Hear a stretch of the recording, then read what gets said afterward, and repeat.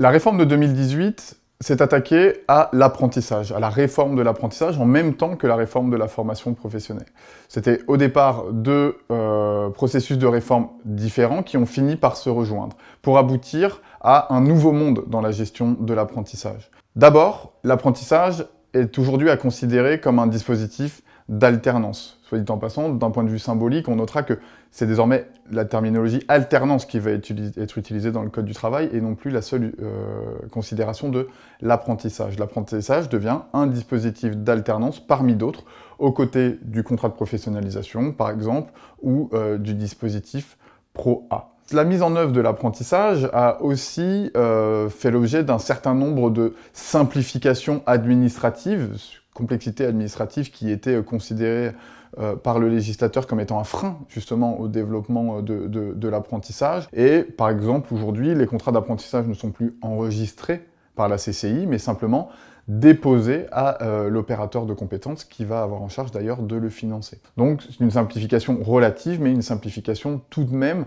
de la charge que représente administrativement le contrat d'apprentissage pour les employeurs notamment. Autre élément, toujours dans cette logique de favoriser l'embauche des apprentis, un assouplissement des spécificités du droit du travail qui étaient jusque-là applicables aux apprentis. Il y en a une certaine liste qu'on ne va pas aborder ici. On pourrait souligner par exemple la facilitation du travail pour les apprentis mineurs, par exemple, notamment dans certains cas la capacité à travailler après 22 heures, pour ouvrir les périmètres d'embauche. Autre élément dans cette réforme de l'apprentissage, qui vient percuter directement la place qu'occupaient les conseils régionaux jusque-là, la refonte des logiques et des circuits de financement de l'apprentissage. Jusqu'à cette réforme de 2018, les conseils régionaux étaient le chef de file de l'ouverture des CFA et de leur financement. Ils étaient garants de l'équilibre économique des CFA sur leur territoire. On était quelque part dans une forme d'économie régulée par le conseil régional. La réforme de 2018 procède à un basculement profond de cette approche-là, puisqu'on va basculer dans une logique de financement à l'acte, au contrat, pour être plus précis, et les CFA sont désormais financés par contrat, avec des coûts contrats qui sont fixés par les branches, et la logique dorénavant est bien plus commerciale qu'elle ne pouvait l'être. On revient dans une logique de marché de l'apprentissage, un CFA étant payé pour une somme forfaitaire pour chacun des apprentis qu'il accueille en son sein.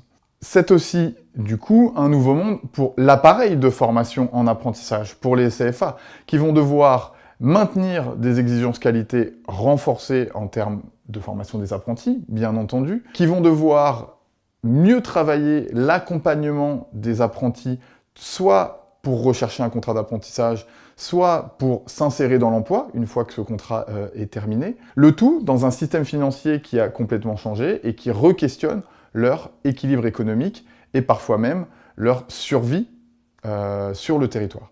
Deuxième point clé, dans ce nouveau monde, la place qu'occupent désormais les collectivités territoriales, et particulièrement les conseils régionaux, en matière d'alternance. On a beaucoup dit au moment de la réforme que les régions avaient été totalement dépossédées de cette compétence en matière d'apprentissage. Ce n'est sans doute que partiellement vrai. Elles ont été dépossédées de leur compétence exclusive en matière d'apprentissage. C'est désormais une compétence que l'on peut qualifier de partagée, notamment avec les branches professionnelles, les représentants du monde professionnel. L'autre élément qui est très important pour les conseils régionaux, pour jouer un rôle fondamental, c'est la capacité à financer l'apprentissage également. Alors effectivement, par rapport aux pratiques antérieures, les capacités de financement des conseils régionaux sont des capacités résiduelles. Le cœur du financement, on l'a dit juste avant, c'est le coût contrat qui est versé aux différents CFA. Mais les conseils régionaux ont la capacité, à travers deux mécanismes, de favoriser le développement d'une offre en alternance sur leur territoire. Le premier de ces mécanismes, c'est ce qu'on peut appeler le surcoût contrat. La capacité pour un conseil régional de cibler un CFA en particulier, justement peut-être parce qu'il est dans une de ces fameuses zones blanches et qu'il ne trouvera pas son équilibre économique seul et qu'il faut l'aider à trouver cet équilibre-là par des apports financiers supplémentaires. C'est le surcoût contrat. Ou alors parce que le conseil régional veut travailler sur certaines formations et inciter les employeurs à plus recruter sur ces sujets, ou inciter les jeunes notamment, mais aussi les autres individus à candidater, à postuler sur un certain nombre d'actions de formation. Voilà. Le surcoût contrat permet de faire mieux, plus qualitatif, plus d'accompagnement pour le CFA.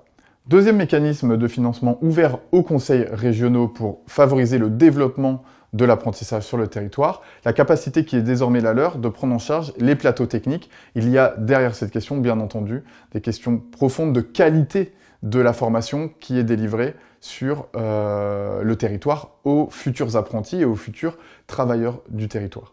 Autre élément qui appartient toujours au conseil régional pour développer l'alternance, la capacité qui est la leur de passer des partenariats avec les autres acteurs du territoire, notamment les opérateurs de compétences, les OPCO, mais aussi directement avec les branches professionnelles, pour cofinancer d'autres dispositifs d'alternance, même si ce ne sont pas les leurs, ce ne sont pas ceux sur lesquels la région a une main à la main directement. On peut aussi envisager, à travers les autres compétences de la région, un certain nombre de dispositifs qui vont lever les freins dits non financiers à l'apprentissage. On pense par exemple au transport, qui est un des premiers freins à l'apprentissage. Le transport est aussi une compétence des conseils régionaux, et on peut imaginer un certain nombre d'aides de la part de ces acteurs pour faciliter l'accès à la formation, des aides qui existent déjà sur la plupart des territoires, mais qui pourraient peut-être être re-questionnées.